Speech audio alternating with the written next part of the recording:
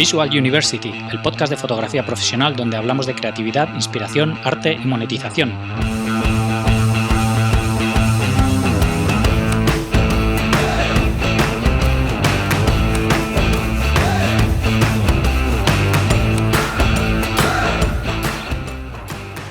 Bienvenidos al episodio 62 de Visual University después de este pequeño parón vacacional. Soy Gonzalo Manera, fotógrafo profesional, y hoy tenemos con nosotros a Paco Gómez, fotógrafo, escritor, diseñador de exposiciones y coordinador de proyectos culturales. Paco es ingeniero de caminos, pero nunca ha llegado a ejercer. Desde que salió de la universidad se ha dedicado al mundo de la imagen. Ha ganado muchos premios, fue miembro fundador del colectivo No Foto e incluso ha montado una pequeña editorial. Pero bueno, mucho mejor que escuches a Paco contarlo todo él mismo. Antes de dar paso a Paco, quería comentaros algunas cosas. Ya os había dicho en episodios anteriores que a partir de septiembre tendríamos novedades en el podcast. Pues bien, ya es septiembre y aquí van a comenzar las novedades. Para empezar, y en colaboración con Workshop Experience, vamos a hacer una vez al mes, o al menos es el planning hasta ver cómo se desarrollan las primeras y tal, unas entrevistas presenciales bajo el nombre de Jueves en The Garage, que es la cafetería que tienen allí en la escuela de Alcalá 162 en Madrid. La primera va a ser justo este próximo jueves, el día 12 de septiembre, a las 7:30 de la tarde. El fotógrafo con el que hablaré será Esteban Velarde, un conocido fotógrafo de skate de aquí de Madrid y a nivel español desde luego. La asistencia será gratuita y luego podréis escucharla aquí en el podcast, pero si podéis os recomiendo asistir en persona. También comenté que íbamos a lanzar una plataforma de educación online. Actualmente estamos ultimando los detalles, así que os iré informando al respecto pronto. Todas las novedades las iré contando aquí en el podcast, pero si queréis estar al tanto os podéis suscribir a la newsletter en visualuniversity.com, porque habrá un precio especial de lanzamiento. Y lo que digo siempre, que si me queréis echar una mano con el podcast, la mejor manera de hacerlo es compartiendo el programa con alguien a quien le pueda interesar y dejando valoraciones en iTunes y en iVoox. Esto hace que más gente encuentre el programa. También podéis escuchar el podcast en YouTube y Spotify. Me encantan vuestros comentarios y sugerencias, así que no dejéis de escribirme. Y ahora os dejo con Paco Gómez. Bienvenidos a un nuevo episodio de Visual University. Hoy tenemos con nosotros a Paco Gómez. ¿Qué tal, Paco? ¿Cómo estás? Hola, ¿qué tal, Gonzalo? Bien. ¿Tú qué tal? Muy bien. Tenía ganas de charlar contigo un rato, que me parece muy interesante lo que haces. Pues aquí estoy, a tu disposición. Muy bien. Para todo el mundo que no te conozca, cuéntame quién eres y a qué te dedicas. ¿Quién soy? Me llamo Paco Gómez y me dedico a muchas cosas. La verdad es que no podría decir que soy solo fotógrafo, ¿no? Porque me dedico pues a escribir, al diseño de exposiciones, a coordinar proyectos culturales. Entonces soy un poco un hombre orquesta. A mi hijo una vez le preguntaron qué era y como no supo definirme dijo que jugaba al baloncesto. O sea, un poco de todo. Muy buena respuesta, ¿no? Por su parte. Sí. Sí, mis hijos también, ¿eh? Mis hijos, como ven que voy por las mañanas al gimnasio después de dejarles en el cole, cuando preguntan a qué me dedico, dicen que a levantar pesas. Claro, es que no. Debe ser chungo para ellos, ¿no? Saber un poco a qué se dedican cuando Sí. tienes una profesión tan rara como la fotografía. Sí, desde luego. Cuéntame de dónde eres y cómo ha sido un poco tu evolución en tu vida hasta que llegaste a la fotografía. Bueno, pues yo soy. Bueno, mi familia desde el Neandertal para adelante es de un pueblo de Ávila, pero yo nací en Alcorcón, ¿no? Bueno, viví en Alcorcón toda mi vida y ahora vivo en el centro de Madrid. Yo estudié ingeniero de caminos y en la escuela de caminos teníamos un laboratorio de fotografía en la escuela. Y un día en clase vi que una clase aburrida, pues supongo que de hormigón, algunas asignaturas y raras, vi en la fila de abajo que unos chicos tenían unas fotos en blanco y negro y me enteré por así cotilleando que había un laboratorio de fotografía en la escuela, ¿no? Entonces yo fui al laboratorio a verlo y me hice de la asociación, ¿no? Y entonces ahí empezó un poco la pasión por la fotografía. En el momento que ves una imagen salir de la cubeta de un revelador es cuando te enamoras, ¿no? De la fotografía. Y pues eso, fui allí, me hice socio, nos enseñaron a revelar y el año siguiente enseñabas tú a revelar. Era así de sencilla la cosa, ¿no? Te convertías en maestro en cuestión de un año de revelando, ¿no? Sabían más que los que entraban, ¿no? Y ahí, pues nada, acabé la carrera y tuve un golpe de suerte porque conocí a Juan Manuel Castro Prieto, el Premio Nacional de Fotografía, me hice amigo de él y empecé a viajar con él, me cogió de asistente y no llegué a trabajar nunca de ingeniero de caminos y me metí en de asistente en su estudio, ¿no? Viajando por todo el mundo y teniendo contacto directo pues, con los maestros de la fotografía española, porque positivábamos a García Lís, a Cristina García Rodero, pues a Chema Madoz, a todos los grandes, ¿no? A Ramón Massat. Y ahí estuve 10 años, también estuve en la fundación del colectivo No Foto, en el que hemos estado pues, cerca de otros 10 años, y ahora un poco me dedico pues a todo, ¿no? O sea, soy autónomo y me dedico a eso, mucho a diseño de exposiciones, mucho a mi obra personal, mucho a mis libros, sobre todo a lo que más tiempo a lo mejor dedico es a mi editorial, a Fracaso Book, que hago unos libros de mezcla de fotografía y literatura y que llevo ya pues 3 libros escritos por mí y otros libros que publico a otra gente, ¿no? Esa es básicamente un resumen en 2 minutos de mi vida. Y antes de esta experiencia en la universidad con la fotografía, ¿no habías tenido así mucho contacto, pues en plan de que tu padre hiciese fotos o alguna cosa así? No, los únicos contactos es que mi madre me decía que cuando hiciese fotos que me quedase quieto y que apretase el disparador para que no, si no las fotos salían movidas. Y bueno, Sí. es que mi familia yo soy el primero de mi familia históricamente que ha ido a la universidad, ¿no? Mi familia no había libros, son pastores, agricultores, y ya mis padres sí que se fueron a Madrid, pero bueno, básicamente nunca ha habido dinero, ¿no? para tener cámara. Sí que un tío mío tenía una cámara, pero nunca ha sido de estos que ha tenido un contacto familiar con la fotografía. A mí más ha sido el enamoramiento ya, pero en la época de la universidad. Sí que lo he tenido con el arte porque siempre me ha gustado, siempre he querido ser pintor y tal, pero era malísimo, ¿no? Y siempre desde pequeño pues quería pintar, ¿no? Y a veces también escribía, ¿no? Pero la fotografía fue una cosa en la casualidad, ¿no? Sí, sí, no, la verdad es que creo que en esa época fuimos muchos, ¿no? Los que nos enamoramos de la fotografía precisamente por eso, ¿no? Por el laboratorio de revelado, ¿no? Y todo ese proceso que era muy mágico, la verdad. Sí, el que ha vivido eso, vamos, ahora mismo parece que somos viejunos, ¿no? Cuando contamos ahora, no, aquello era la hostia, ¿no? Pero es que era la hostia y sigue siendo, ¿no? Yo ahora Sí, mismo que trabajo casi todo en digital, cuando vuelvo al químico, ¿no? A meterte en el laboratorio y a ver esas imágenes como surgen de la nada, pues es otro rollo. Y también la relación con la forma de fotografiar, ¿no? El hecho de no ver la imagen y de que la imagen se guarde en tu cabeza, ¿no? Y como que se cincele, ¿no? Y luego que aparezca al cabo del tiempo, ¿no? Yo tengo carretes, por ejemplo, sin revelar, que sé las fotos que hay dentro, ¿no? Y la fotografía digital un poco la haces, pero la olvidas, ¿no? Y la fotografía química, analógica, cuando la haces se te queda grabada por siempre, ¿no? Es muy diferente. sí, sí, sí. Sí, sí, sí. Y el proceso de la toma también es muy, muy diferente, ¿no? Mucho más calmado y mucho más pensado, ¿no? Que la toma digital. Claro, porque está viendo el contador del dinero, ¿no? Que es como está Sí. cayendo, ¿no? Claro, Entonces es otro y rollo, que ¿no? además estás limitado a 36 fotos, ¿no? O bueno, depende del formato que uses y todo, pero que tienes un número finito, no es que tienes una tarjeta de 64 gigas y puedes hacer fotos ahí a cholón que no pasa nada. Claro, por ejemplo, yo ahora acabo de hacer un trabajo para Iberia y Foto España en los hangares de Iberia y yo solamente he hecho 70 y tantas placas, ¿no? En 2 días. O sea, es como tirar 70 y tantas fotos. Imagínate si tú vas con una cámara digital la cantidad de fotos que tiras, ¿no? Yo he tirado solamente Claro, 70 y tantas y de las 70 y tantas a lo mejor hay 15 o 20 que están bien, o sea, que son buenas, ¿no? sí, Casi todas son buenas porque todas te piensan mucho la toma, ¿no? Piensan mucho en el encuadre, reflexionan mucho, ¿no? Y con la digital, pues eso desaparece, ¿no? Es otra relación, ¿no? claro, Para mí es otro mundo.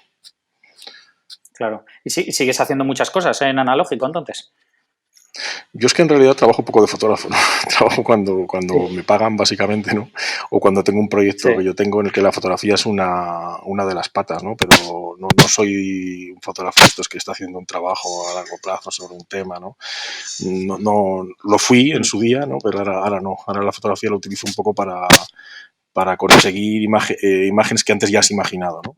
Que las tienes en la cabeza y las tienes que sacar a un soporte visible, ¿no? Pero sí, cuando son esos casos, pues sí, utilizo el analógico generalmente con cámara de placas, ¿no?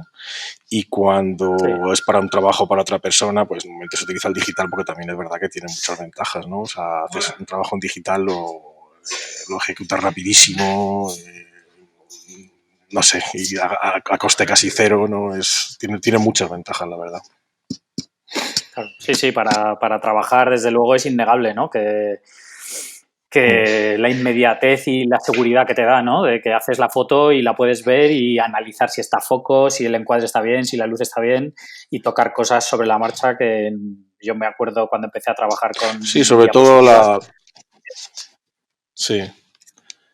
Sí, aquello era un infierno, ¿no? De diapositivo. Yo también he trabajado mucho, pues, como hemos hecho todos, ¿no? Yo empecé trabajando también en revistas de música o haciendo eventos y claro, con la diapositiva, con la poquita latitud de exposición que tenía, estaba siempre al filo de la navaja, ¿no? De que te quedasen sobrepuestas y nunca siempre estaba sudando, ¿no?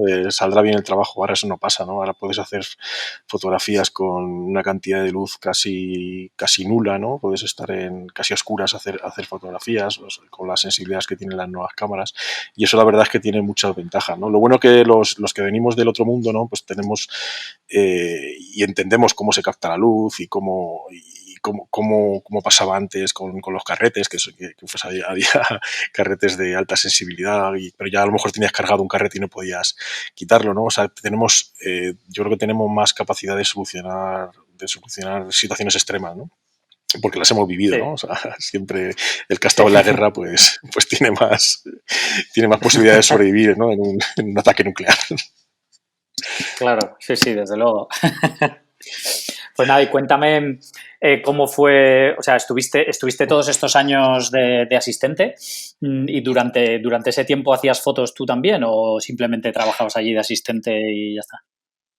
Bueno, cuando trabajaba de asistente en los viajes, yo hacía fotos, ¿no? Pero yo siempre tenía un respeto porque el trabajo importante para mí era el de mi jefe, ¿no? El que me llevaba allí, que además me pagaban el viaje y vivía así. O sea, imagínate que los primeros viajes que hice yo a Perú con Castro Prieto íbamos con una cámara de 20-25 como yo me sentía como Chambi, ¿no? Allí en las montañas del Perú estaba en una situación muy privilegiada. Entonces las fotos que hacía las hacía un poco para mí y no me gustaba sacarlas a la luz, ¿no? Porque creía que el trabajo importante era el de mi jefe. Pero sí que utilizaba, o sea, hice series, por ejemplo, tengo una serie de señales de tráfico de todo el mundo, de una misma señal de tráfico y cómo se representa en diferentes países, que sí que aprovechaba esos viajes para mis trabajos personales o, por ejemplo, un libro que saqué del Photopoch, ¿no? El Photopoch es una colección francesa mítica donde están los mejores fotógrafos de la historia de la fotografía y con la que yo aprendí cuando estaba en la escuela de caminos a ver fotografía, no había internet y tal.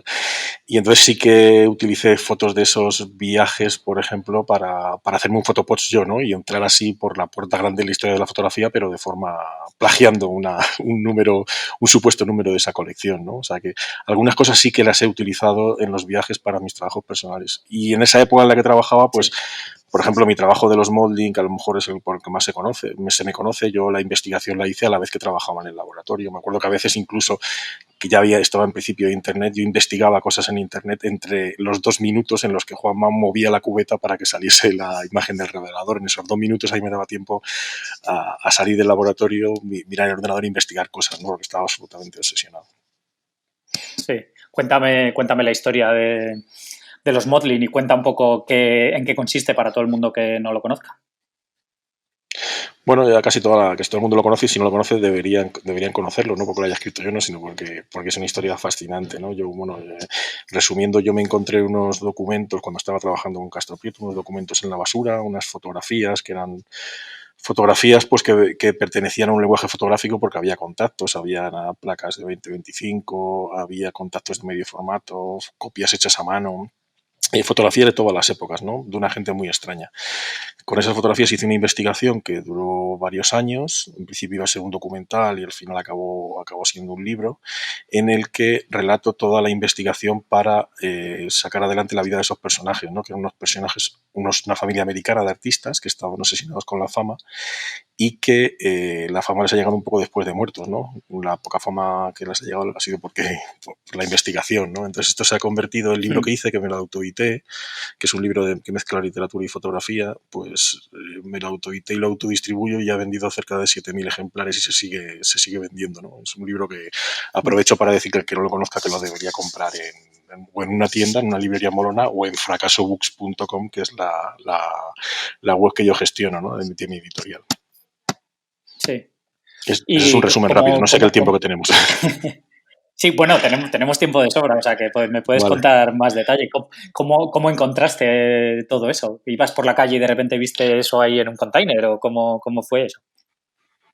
Bueno, yo es que yo también, aparte de haber estudiado caminos, fui basurero, ¿no? Durante la carrera yo había trabajado de basurero en Alcorcón y Móstoles, en los veranos Sí. o en los fines de semana cuando estaba en la carrera, entonces tenía una relación muy directa con la basura, yo había imaginado ya historias con fotografías que me había encontrado en la basura y aparte había trabajado con imágenes de archivo y eso lo sabían mis amigos, ¿no? Me habían dado un premio en Foto España ya un año antes de cuando me encontré las cosas y entonces la gente pues eso, sabía lo que a mí me iba. Entonces fue mi cuñado el que se encontró, vio a mucha gente revolver en la calle del Pez y me llamó por teléfono. Y yo que vivía como a 6 minutos, bajé corriendo y cuando llegué había mucha gente allí buscando cosas y yo me llevé lo que pude, que básicamente eran fotografías que era lo que la gente no parecía estar cogiendo, ¿no? La gente le interesaban otras cosas, yo me llevé esto, lo tuve en mi casa cerca de 2 años sin saber lo que tenía porque estaba desordenado y al cabo cuando me di cuenta por una casualidad que se relata en el libro que era aquello, es cuando me decidí a investigar, ¿no? Y esa investigación, que fue una obsesión gigante, buscando sobre todo en los segundos planos de las fotografías, que las fotografías tienen como mucha información que a priori parece que no está a la vista, ¿no? Mm. Pues así es como empecé, tirando del hilo, y así estuve varios años hasta que di con las claves que se encuentran en el libro. ¿Y llegaste a conocer a la familia o alguna Mm, cosa? no, la familia estaba muerta, o sea, eran tres. Pero todos, porque he visto que son tres, ¿no? Que son Sí, sí, los sí. padres con un niño, ¿no? Sí, de hecho yo lo tengo porque la familia estaba muerta. Bueno, era un niño en las fotos, pero el niño ya Sí, tenía 49 años, ¿no? sí. La mujer, Margaret Marley Molding, había muerto en el 98, el hijo murió en el 2002 con 49 años y el padre murió en el 2003 y en el 2003 es cuando yo me encuentro todo. O sea, que es que llegan unos americanos que llegan a España, se quedan sin descendencia y la familia americana, que ya es una familia que tiene una relación como más distante, se tienen que hacer cargo de la herencia y acaban, pues, una de las cosas que hacen es tirar los documentos estos a la basura porque no les dieron importancia, no les dieron más importancia a los cuadros y, pues, yo que sé, a las cartas de Henry Miller, porque estos americanos eran amigos de Henry Miller, a las joyas y tal, pero las cartas las tiraron. Las tiraron sin romper además porque son americanos y los americanos no tienen ese pudor que tenemos los españoles, que si hubiéramos tirado eso a la basura, pues lo hubiéramos roto seguramente por una Sí, vergüenza que tenemos y tal. Y así fue como sucedió. sí. Qué bueno. ¿Y te costó mucho hacer toda esa investigación? Porque, claro, sí, era una familia que había vivido, porque había venido aquí a Madrid en los 70, ¿no? Sí, a finales de los 60.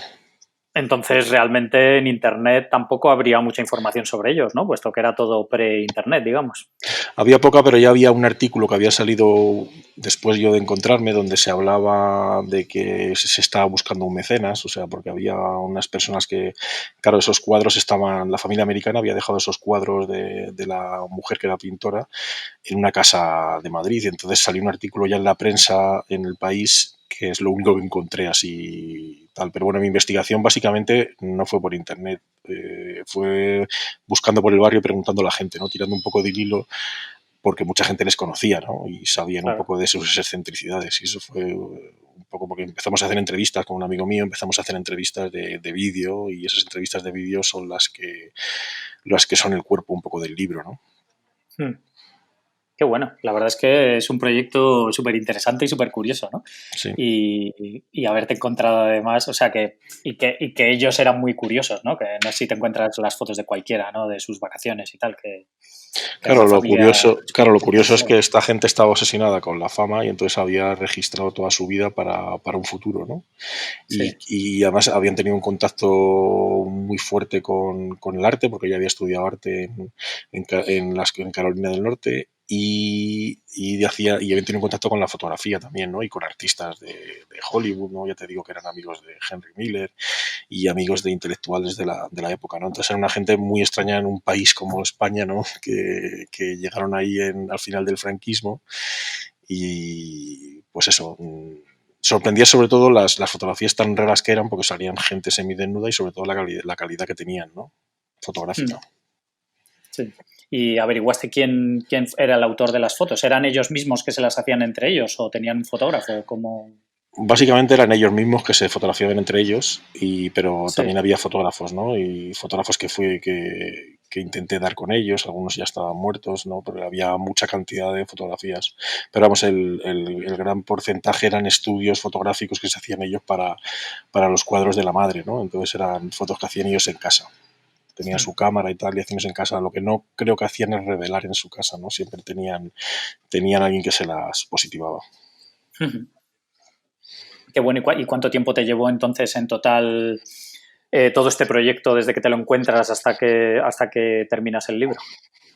Bueno, el proyecto en realidad no está acabado, ¿no? Yo creo, porque precisamente hoy me han llegado también informaciones de nuevas cosas, ¿no? O sea, pero lo que se cuenta en el libro, yo me encuentro las cosas en el 2003, empiezo a investigar, pues, como en el 2005 por ahí, que durante 3 años o por ahí fue la investigación más fuerte, pero luego hubo una película que se hizo, hubo muchos esfuerzos para sacarlo en prensa, esfuerzos para colocar los cuadros, esfuerzo para buscar las películas en las que ellos aparecían, porque eran actores de Hollywood. O sea que en realidad el proyecto es infinito, ¿no? Se publicó en el 2012, pero del 2012 ahora que estamos en 2019, pues sigo haciendo cosas, porque como el libro ha tenido tanto éxito, la gente se ha obsesionado también con esta familia, me han llegado nuevas cosas, nuevos documentos.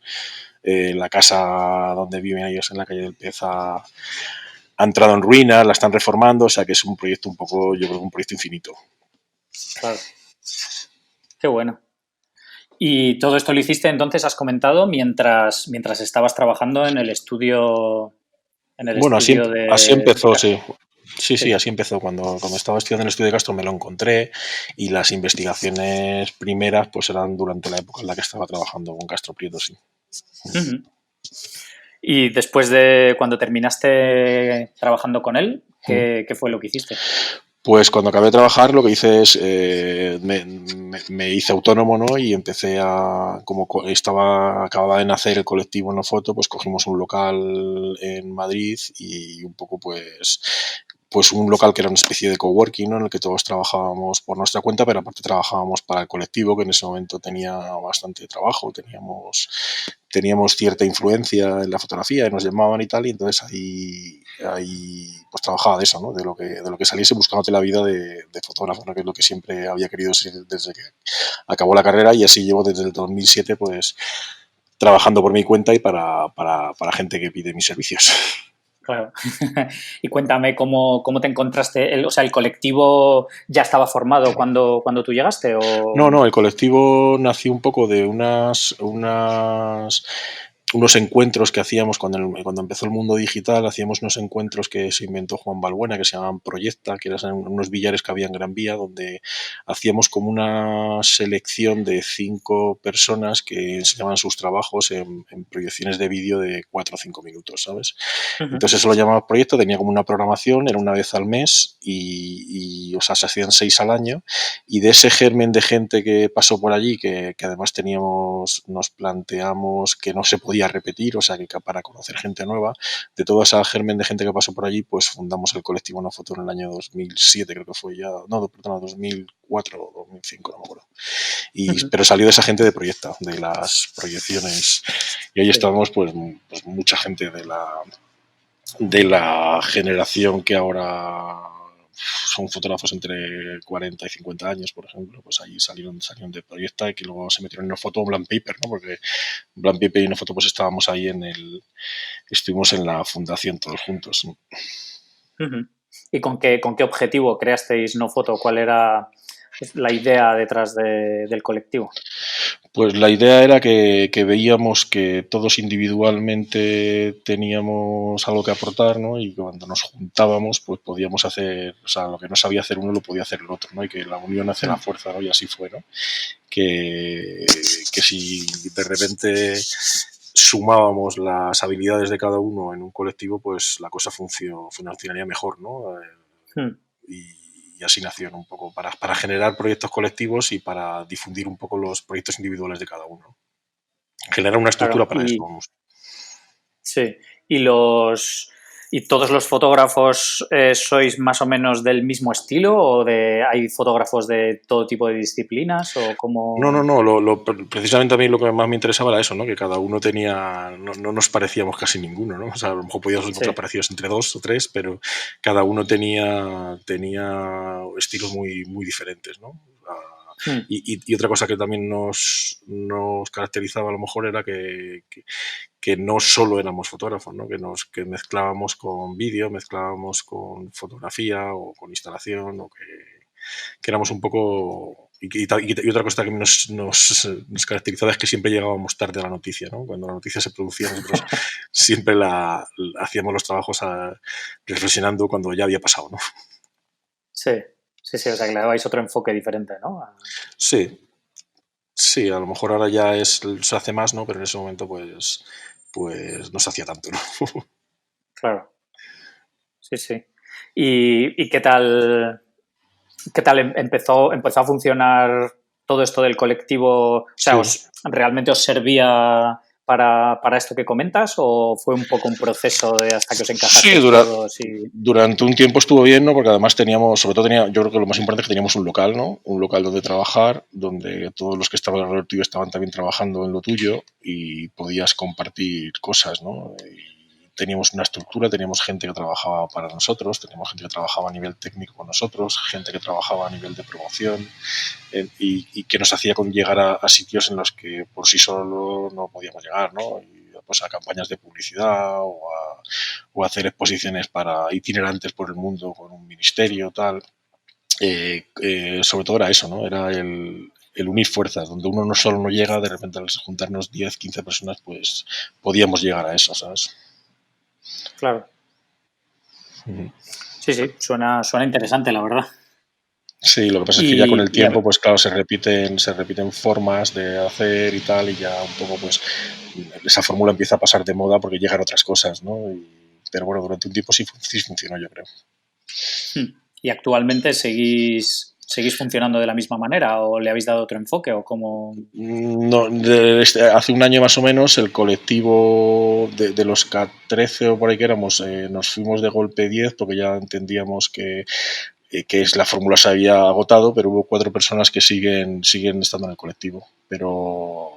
Pero nosotros nos fuimos, vamos, porque ya que, pues lo que te digo, ya veíamos que no tenía sentido, ¿no? Que para mí no foto era más pasado que futuro, ¿no? Entonces yo era más partidario de cerrarlo y que la gente entendiese lo que fue no foto, ¿no? Pero hubo gente que quiso seguir y ahí están. Ujú. O sea que tú ya no formas parte de No Foto, entonces. En mi fuero en mi fuero interior todo el que ha sido de no foto es de no foto, ¿no? Incluso los que se fueron hace 10 años, ¿no? Pero Sí. técnicamente yo no soy del colectivo asociación ahora mismo, ¿no? O sea, porque los que Sí. nos fuimos nos hemos desvinculado de ello, ¿no? Pero como para Ujú. mí no foto es lo que fue, ¿no? Pues entonces yo si me dices si te sientes de no foto, yo digo sí, me siento de no foto. Claro. Y Hombre, defiendo su historia, ¿no? sí, sí, sí. Qué bueno. Y actualmente estás entonces completamente freelance Sí, y sí, haciendo tus cosas. sí, o sea, durante mucho tiempo he trabajado de fotógrafo en Matadero Madrid, ahora vuelvo otra vez a trabajar en Matadero Madrid y luego he trabajado, pues, no sé, hago bastante reproducción de arte, por ejemplo, o fotografía de ingeniería y arquitectura, también he hecho mucho, Ujú. y sobre todo lo que más hago ahora es exposiciones, o sea, diseño de exposiciones de fotografía o comisariado de exposiciones también para, pues, instituciones, para ministerios y tal. Ahora estoy trabajando en 3 exposiciones, una para Granada, otra para Conde Duque y otra para el Instituto Patrimonio Cultural de España. Y básicamente eso es lo que dedico más tiempo, pero ya te digo que va por rachas, a lo mejor dentro de 2 meses me llamas y estoy haciendo otra cosa, ¿no? También hago mucho campaña Sí, de crowdfunding, que también sí. estoy haciendo otra hora, porque he diseñado cerca de 14 campañas de crowdfunding, 3 para publicar mis libros y otras para ayudar a amigos míos o gente que lo necesitaba y que yo confiaba en el proyecto, y hemos hecho 14 campañas que siempre han sido exitosas y un poco, siempre los he hecho gratis y un poco también he dedicado buena parte de mi tiempo a eso, a sacar adelante proyectos culturales sin la necesidad de pedir becas a instituciones o a patrocinadores y tal, ¿no? O sea, un poco que sea la gente, vender la idea de un proyecto a la gente y que la gente se enamore del proyecto y que salga para adelante con la ayuda de mucha gente, ¿no? ¿Y cómo entraste en el mundo de las exposiciones? Pues en el mundo de las exposiciones entré porque tuvimos que hacer la primera exposición que se hizo en Matadero, Madrid, fue del colectivo No Foto en la sala de Abierto por Obras, y entonces ahí, como yo era el del colectivo, había estudiado caminos y tal, pues tenía cierta idea del espacio y tal. Alguien me enseñó a manejar un programa 3D y me di cuenta de las posibilidades de dimensionar una exposición con un programa 3D, ¿no? Empecé ahí como de forma autodidacta y luego, pues, no sé, me llamó Gervasio Sánchez que venía por el Lavatorio Castro Prieto y me hice 2 de sus exposiciones, la itinerancia por España y por el mundo, y empecé así poco a poco a hacer cosas interesantes por el tema, pero siempre, como todo ha sido mi vida, de forma autodidacta, un poco aprendiendo por ensayo y error, y así me fueron conociendo en diferentes sitios y me van llamando poco a poco. Sí, porque al final es una cosa muy especializada, ¿no? Que no sé si hay algún estudio que te prepare para eso, ¿no? Pero que al final supongo Sí, que es haber hecho muchas exposiciones y tal, ¿no? hay gente que, o sea, sobre todo la mayoría de la gente que se dedica a esto son arquitectos, ¿no? Porque son la gente que más le han formado para entender el espacio, ¿no? Y para establecer esas narraciones y esas arquitecturas que hay que crear para una exposición. O sea, que la mayor parte, diría que el 90% de la gente que se dedica a esto son arquitectos, ¿no? Los ingenieros somos como los primos, los ingenieros de camino somos como los primos tontos, ¿no? De los arquitectos, ¿no? Porque tenemos como cierta capacidad técnica, pero en realidad no estamos muy formados, no sé, iba a decir a nivel artístico, cultural, porque tenemos muy poca formación en eso en la carrera, pero sí, a mí que me pasaba que tenía interés por otra parte en eso, pues encajaba dentro de esa historia, ¿no? Y además a mí me parece a mí es una de las cosas que más me gusta, ¿no? Porque es como muy creativo, ¿no? El hacer una exposición, pensar desde el principio, imaginarse cómo va a circular el público por ella, qué va a pensar al entrar aquí, cómo dirigir su mirada, ¿no? Y que se queden con la idea que tú quieras, que se queden, pues me mola mucho, ¿no? Y también una cosa que mola mucho es cuando la ves en 3D y que luego la realidad se parece tanto a lo que tú te has imaginado primero en tu cabeza y luego en un programa de ordenador. A mí eso me parece una cosa flipante, ¿no? Claro. Y luego también formas parte de la ejecución de esa visión, digamos. O sea, estás cuando, pues supongo que esto en los museos, pues tendrán que hacer cierta obra o cierta preparación, ¿no? De paneles y de cosas para ponerla y tal. ¿Formas parte de ese proceso también allí supervisando y tal? ¿O una vez que tú terminas, Sí, claro, digamos, cuando haces un el diseño de diseño de exposición, todo normalmente eso tú ya... llevas siempre el control de la producción y el control de la puesta en sala, ¿no? Normalmente, pero depende del proyecto, ¿no? Cada proyecto es diferente, ¿no? Hay veces que está todo muy atado, viene ya, pero hay veces en el que tú que tú incluso con el fotógrafo, el artista que participas, lo creáis juntos, ¿no? Por ejemplo, el caso de Fernando Maqueira, que era una exposición que hicimos que se llama Guía Nocturna de Museos, que yo fui comisario y diseñador de sala, que hicimos en Tabacalera, Madrid, pues ahí, por ejemplo, participé desde el principio en el proyecto, ¿no? Desde que el fotógrafo se inventa el proyecto, que quiere hacer una exposición, que era una exposición que se hacía básicamente con sus fotos, que eran fotos que había hecho en museos de todo el mundo de noche, ¿no? En condiciones muy bajas de luz, con la luz que se ilumina en los museos de noche.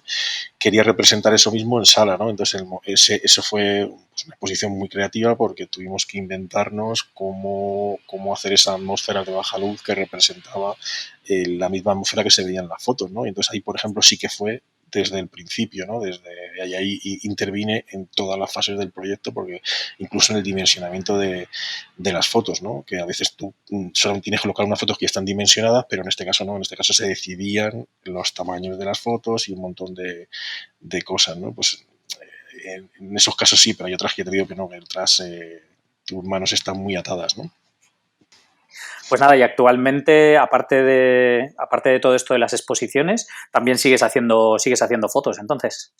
Sí, ya te digo, hace 2 semanas he estado trabajando en los hangares de Iberia para un proyecto de Iberia que me parece que lo han quitado ayer, fotos hechas con cámara de placas en los hangares de Iberia y en la nave de motores de Iberia. Entonces todo ese trabajo lo he hecho con cámara de placas en blanco y negro y ha estado expuesto por Madrid en los MUPIs del ayuntamiento. Esa es una de las últimas cosas que he hecho, pero bueno, luego pues sí, siempre tengo proyectos a medio hacer que sigo haciendo, vamos. Sí, siempre más por encargo, ¿no? Que otra cosa. Sí, no, los proyectos a mí que se me ocurren a mí así a título personal tienen más que ver con la literatura y la fotografía, ¿no? O sea, pues ya tengo 3 libros publicados en torno al tema, pero quiero hacer más adelante, ¿no? Entonces tengo las ideas en la cabeza y ya te digo que no soy de estos fotógrafos de proyectos a largo plazo, ¿no? Sí. Que son fotos que luego edita el clásico de hago fotos sobre un tema, las edito y le doy una forma que acaba en fotolibro exposición, ¿no? Eso yo no lo hago. No lo hago porque no me sale, ¿no? Me salió en su día, pero ya no me interesa tanto, ¿no? Claro. ¿Y cómo empezaste a hacer fotos de arquitectura porque al final has ido variando bastante tu tipo de fotografía que has hecho, ¿no? Porque no sé qué tipo de fotografía hacías con Castro cuando estabas de asistente con él, pero no era de ingeniería, ni arquitectura, ni... No, pero bueno, ni la fotografía de arquitectura e ingeniería que hago es para otros que me pagan, ¿no? Pero cuando estaba con Castro, la fotografía personal que hacía al principio venía pues muy relacionada con los viajes, ¿no?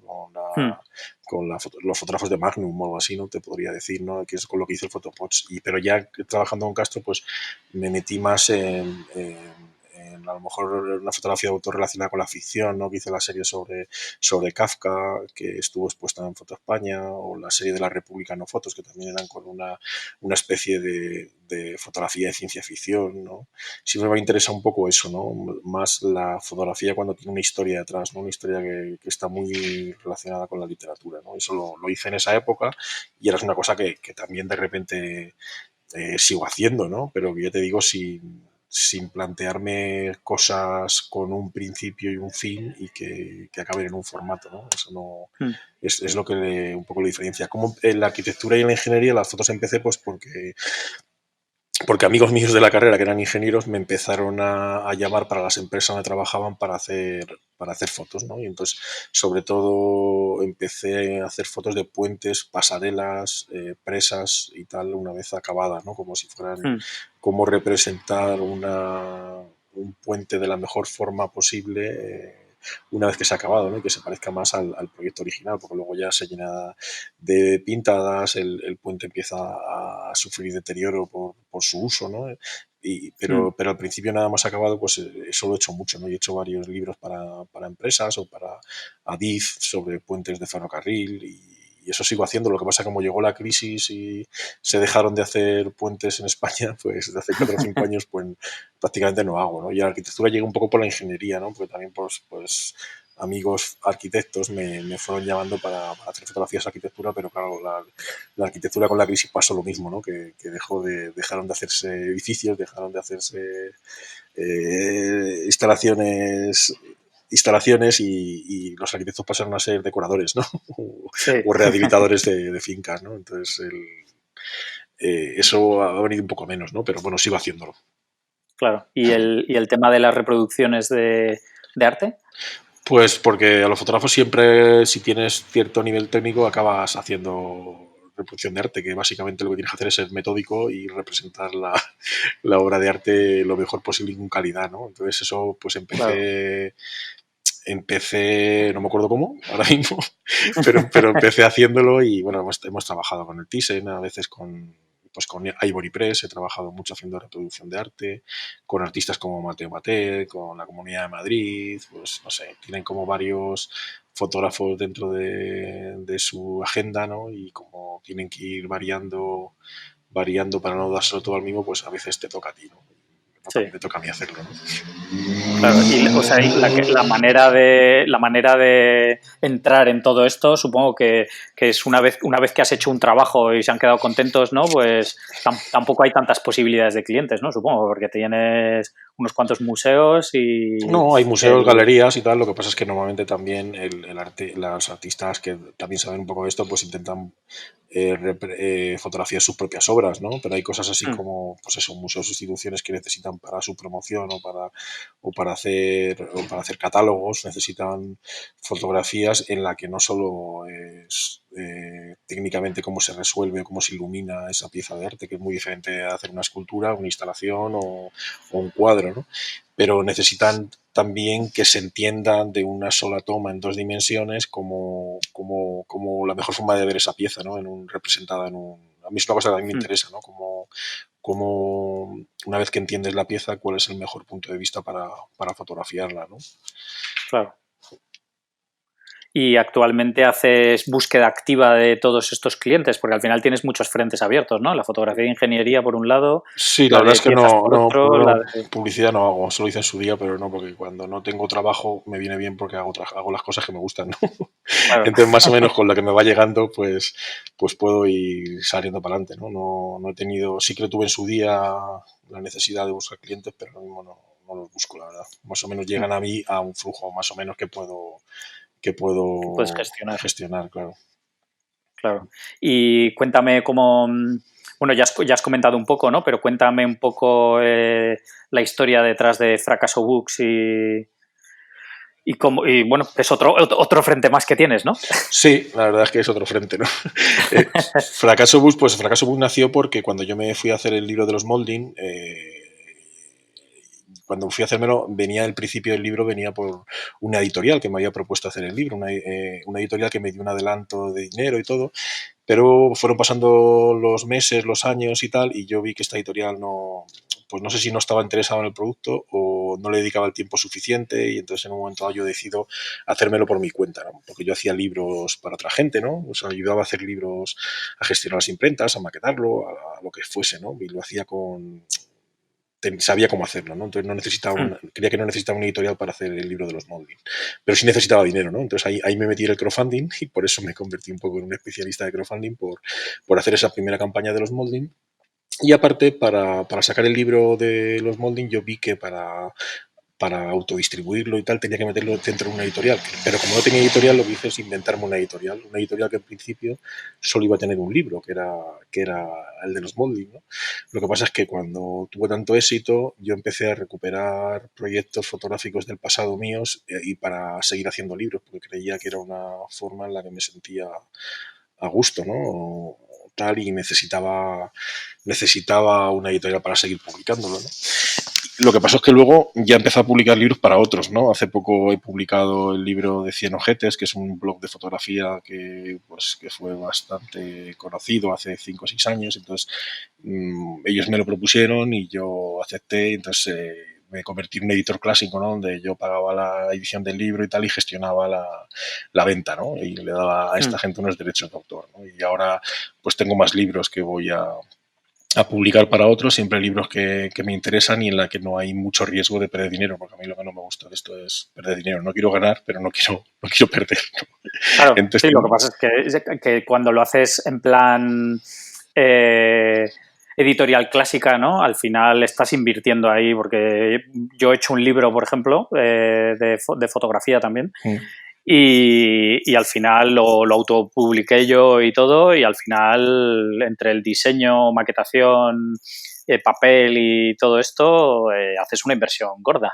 Claro, por eso yo lo que no quiero es hacer esa inversión gorda y perder dinero. O sea, yo si invierto un dinero quiero que tener la seguridad de que lo voy a recuperar. ¿Y cómo se tiene esa seguridad? Pues o no arriesgando mucho dinero o asegurándose unas ventas, ¿no? O que lo pague otro, ¿no? O que lo pague un crowdfunding. Eso es claro que es caro hacer un libro de fotografía. Yo vídeos de fotografía que he hecho o los ha pagado otro, pero yo no me hago un libro que sé que no se va a vender, ¿no? O que tiene muy poco interés para gente, ¿no? Hay que un poco dimensionar. Eso a lo mejor es una cosa que me viene de la formación, ¿no? De la formación de ingeniero, ¿no? De cómo utilizar el dinero público, ¿no? Para hacer las obras, ¿no? Y no malgastarlo, ¿no? Pues esto es un poco, en vez de el dinero público es mi dinero, pero no quiero malgastarlo.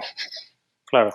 claro, claro. Pero bueno, en el caso este de 100 ojetes que comentas, ahí sí que fuiste tú el que adelantaste Sí, pero el... hice una previsión de dinero y el gasto que yo necesitaba para sacar el libro, pues es una cosa muy moderada, pues con 3.000 euros y mi trabajo podía sacarlo, y esos 3.000 euros los recuperé en cuestión de 20 días o por ahí, ¿sabes? Porque yo sabía que era un libro que mucha gente lo estaba esperando y en poco tiempo iba a recuperar, y luego con el cabo del tiempo, pues algo de dinero he ganado. Nunca ganas el dinero el tiempo que le dedicas, ¿no? Sí, Pero, sí, sí, pero por lo menos no he perdido dinero y he ganado algo, ¿no? claro. Y veo que ya tienes unos cuantos libros, ¿no? 9, concretamente, estoy viendo aquí. Sí, 9. Bueno, algunos son libros en los que yo he participado, o sea, por ejemplo, el de que viene en la web de Invisible Immigrants, que es el libro que ahora estamos haciendo la exposición en Conde Duque, pues ese libro en realidad lo vendo yo ahí, pero no lo he pagado yo, ¿no? Se pagó con un crowdfunding también en Estados Unidos y tal, aunque yo participé en todo el diseño del libro y la concepción y tal, y a veces en España en la distribución, ¿no? Pero hay muchos libros que aparecen ahí que yo no que están dentro de, que yo he estado dentro del proceso, pero yo no es lo que hablamos de la clase editorial que hace un libro, lo paga y se lleva el beneficio salvo el dinero que da de derecho de autor al autor, ¿no? Cada libro tiene una fórmula distinta, ¿no? Que está un poco pensada para ese producto, ¿no? Claro.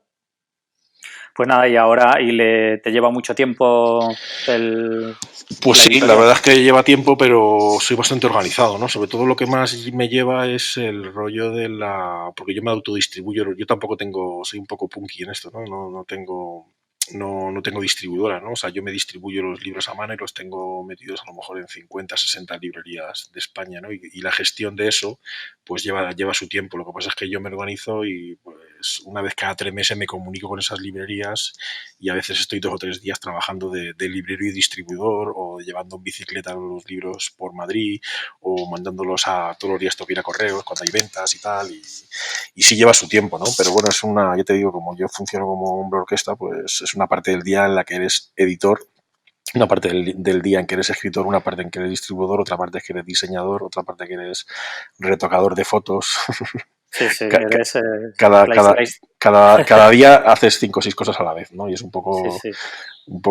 todo relaciona con lo mismo, con el mundo de la imagen o de la cultura, pero nunca es igual, ¿no?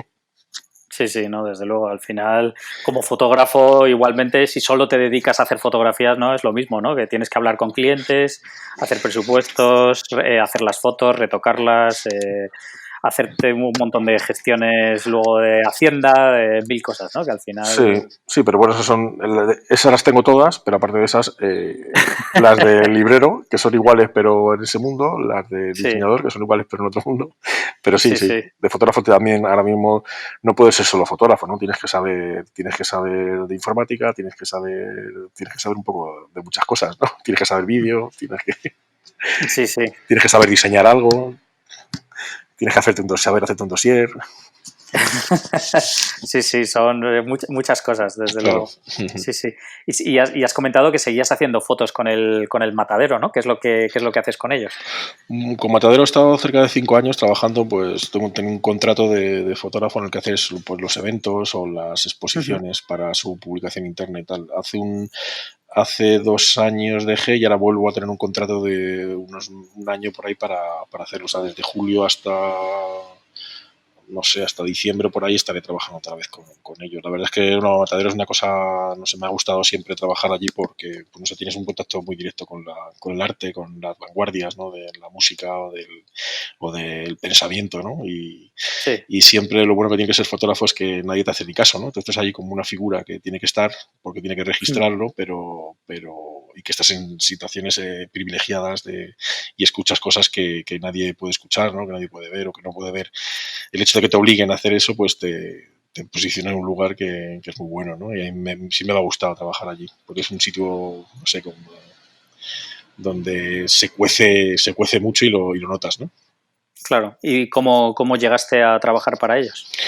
Pues yo empecé a trabajar para ellos porque había hecho porque un artista que expuso allí, Mate Mate, hizo una exposición y como yo era su fotógrafo así un poco de cabecera, hice las fotografías de la instalación y dijeron, pues esto es lo que necesitamos para registrar todas las exposiciones que se hacen de abierto por obras. Y así es como empecé y eso fue creciendo hasta que cubrí un poco más aspectos de lo que se hacía en Matadero, aunque Matadero ya sabes que es una mega institución y yo me he dedicado un poco a la gente que se dedica a la parte cultural relacionada con el arte y tal, pero luego ahí están, yo que sé, está la Cineteca, está la Casa del Lector, que esas partes no las toco, o está el Ballet Nacional, o sea que ahí es una mega estructura, ¿no? Y donde yo cubría parte nada más. Qué bueno.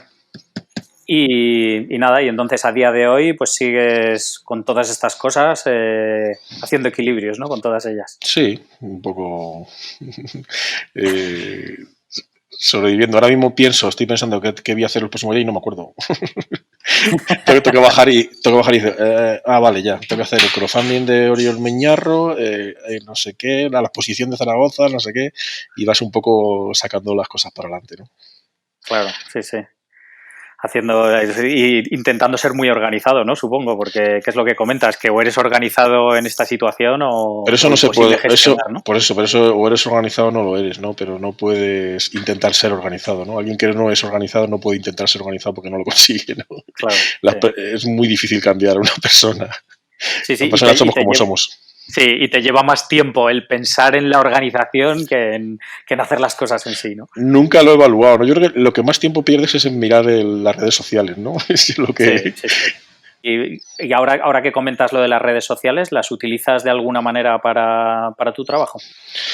Sí, bueno, yo en redes sociales me gusta porque es me gusta hacer textos con fotografías, ¿no? Y casi todos los días publico algo, ¿no? Y no lo utilizo directamente, sí que lo utilizo para promoción, pero no solo para promoción, o sea, que tengo un perfil como en el que cuento un poco cosas personales y creo un poco, pues, una forma de hacer, ¿no? Que luego se vincula con los trabajos que yo hago, ¿no? Y de hecho muchos trabajos me han salido por las redes sociales de forma indirecta, ¿no? Porque de repente el estar en la mente de la gente que decide, pues te acaban llamando por esas cosas, ¿no? Lo que pasa es que las redes sociales también son un peligro porque puedes decir cosas que vayan en contra tuya, ¿no? Del negocio que tú quieres hacer, ¿no? O sea que siempre, en realidad, todos los que estamos en redes sociales, yo creo que representamos un personaje que creemos que nos viene bien para nuestro trabajo o para ligar o para lo que quieras, ¿no? Pero siempre estamos representando un poco un papel, ¿no? Yo sí que utilizo Facebook y Instagram para conseguir cosas, ¿no? Sí.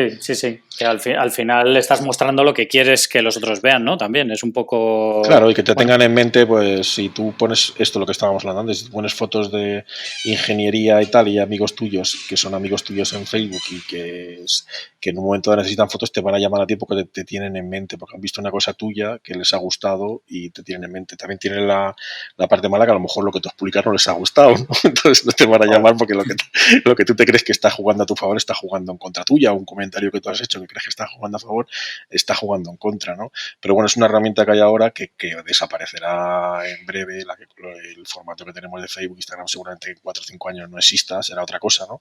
Pero que en el momento actual, pues es muy útil. Por ejemplo, para mí es muy útil en campañas de crowdfunding, para los lanzamientos de la campaña, para que la gente participe en esas campañas rápidamente y ayuden a conseguir los objetivos que tiene una campaña de crowdfunding, ¿no? Pues eso sin redes sociales es imposible, ¿no? Y para eso los utilizo, ¿no? Alimento las redes sociales un poco para este tipo de cosas, ¿no? Para que la gente te tenga en mente y puedas contar con ellos cuando lo necesitas, ¿no? Claro, sí. ¿Y qué consejo darías a alguien que está empezando ahora en el mundo de la fotografía? ¿Qué consejo daría? Sí. No estoy yo para dar consejos. No, el consejo que le daría a alguien que empezase en la fotografía que haga lo que quiera, ¿no? Que sobre todo no metería miedo, ¿no? Lo malo, no metería miedo a alguien que empezase en la fotografía o a alguien que quiera hacerse astronauta, ¿no? O sea, lo peor de estas cosas son los miedos que te meten los que supuestamente saben de estas cosas, ¿no? O sea, lo que no daría es un consejo de sigue para adelante, no, haz lo que quieras, pero que sobre todo no meter miedo de esto es un infierno, o sea, que no se trabaja. Pues sí, muchas veces no se trabaja, pero muchas veces sí. Y además no hay nada, no hay un lugar ideal, ¿no? Y además los lugares ideales siempre cambian, ¿no? Me acuerdo yo cuando empezaba en Caminos que Camino supuestamente era un lugar ideal, ¿no? Donde siempre yo al salir de la carrera iba a haber trabajo, pues no ha sido así, ¿no? Y de hecho ahora nadie quiere hacer Camino, ¿no? Porque es un trabajo que no está bien visto, ¿no? Y ahora está pasando que la gente dice, métete en matemáticas, pero ¿qué sabemos de qué va a pasar dentro de 10 años, ¿no? Que si la programación va a tener tanto peso, ¿no? Yo cada uno le diría que haga lo que quiera, que lo que le mande el corazón, ¿no? Muy bien, me parece bien. Buen consejo. Y cuéntame dónde puede seguir la gente tu trabajo y lo que haces. Bueno, pues si están en Facebook, mi nombre es Paco Gómez García, creo que se llama en Facebook, y publico con ese perfil, con el perfil de los Molding, con el perfil de Fracaso Books también. En Instagram con los Molding publico y luego tengo la web de Fracaso Books, que es donde vendo mis libros, que espero que todos los que estéis escuchando, que sois millones, entréis ahí, compréis por lo menos los Molding y luego os aficionéis y empecéis a comprar los demás porque veis que es un producto de calidad que necesitáis en vuestras casas. Sí, hombre, y además yo creo que ya no... Sí, o sea, fuera de bromas, pero yo creo que al final para un fotógrafo el ver fotografía, ¿no? Y además impresa, que hoy en día que estamos acostumbrados, ¿no? A ver todo por Instagram en el teléfono o en el ordenador, el coger un libro de fotografía y verlo y sentarte tranquilamente a verlo es importante, yo creo, ¿no? Sí, lo que pasa es que mi libro no son tanto de ver fotografía, sino de pensar sobre la fotografía. O sea, que en realidad son libros donde está la fotografía está presente, pero yo creo que lo más importante es cómo se reflexiona en torno a la fotografía o lo que la fotografía puede evocar, ¿no?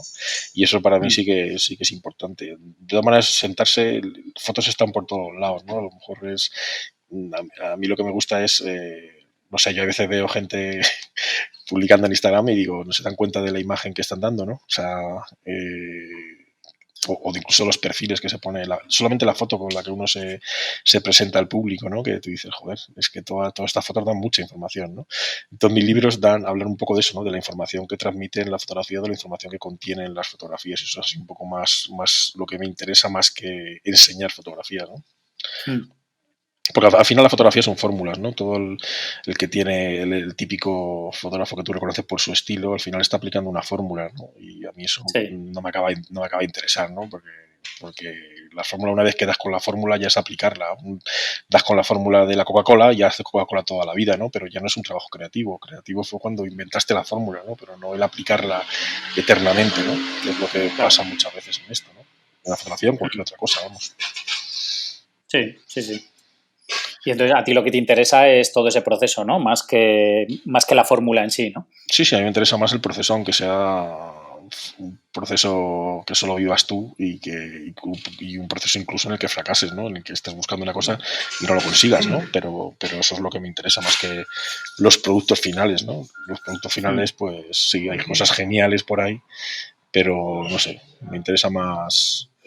lo que pasa es decir que te interesa el proceso es un poco chungo, ¿no? Porque toda la gente ahora habla del proceso, ¿no? Que es lo importante, ¿no? Entonces, lo que menos me gustaría es ir de moderno, ¿no? por la vida. Bueno, ahí como las modas van y vienen, ¿no? Ahora eres moderno, pero dentro de un año estarás pasado ya otra vez. Me pasaba eso cuando yo tenía siempre la barba larga y de repente me llamaron hipster, ¿no? Digo, pero no sé, así la moda que ha pasado por mí, cerca de mí, ¿no? Y se ha ido otra vez. Pero yo no me quería hacer hipster, es que los hipster han pasado cerca de mí.